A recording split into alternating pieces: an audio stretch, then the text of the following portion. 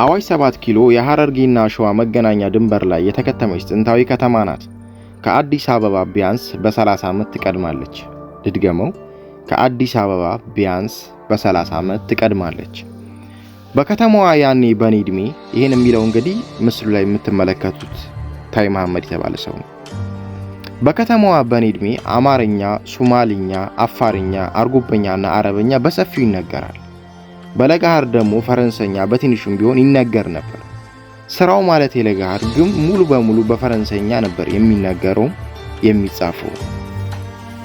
በሌላ በኩል ከክሮዛት ጂን ፒር መጽሐፍ እንዳገኘሁት የዳግማዊት ሚኒሊክ ዋና መሐንዲስ አልፍሬድ ኤልክ የአዋሽ ድልድይን በብረት በ1882 በ1890 እንደ ኤሮፓያን አቆጣጠር አስገንብተውታል። ያ ማለት እንግዲህ ከ130 ዓመት በፊት አዋሽ ከተማ ነበረች ማለት ነው።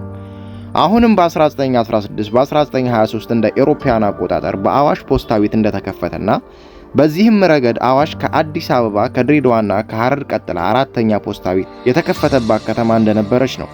ያኔ የነበረው ፖስታ ቤት ከጅቡቲ የሚመጡ ፖስታዎች የሚያርፉበት እንጂ በራሱ በከተማዋ እንቅስቃሴ ተነስቶ የተከፈተ አይመስልም።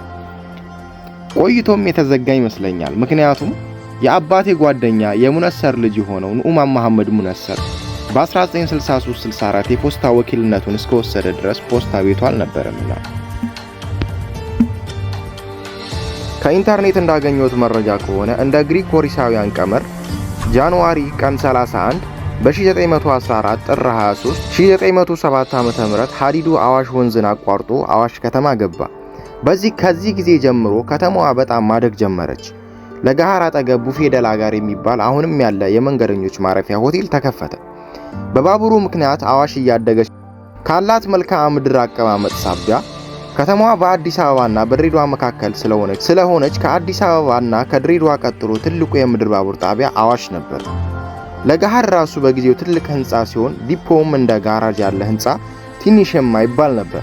ባቡሮቹ በፊት ከሰል በኋላም ዲዜል የሚቀይሩ በዚህ ዲፖ ሲሆን ባቡሮቹ ኮንዳክተርና ሼፍ ደ ትሬን የባቡር ነጂና በጉዞ ላይ የባቡር ኃላፊ የሚቀይሩትም በአዋሽ ጣቢያ ነበር።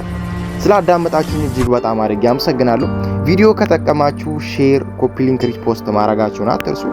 ከዚህ በተጨማሪ ደግሞ ፎሎ ብታረጉም ለቤታችን እድገት ይሆናል። እጅግ በጣም አድርጌ አመሰግናለሁ። ሰላም ሁኑልኝ። ቻው።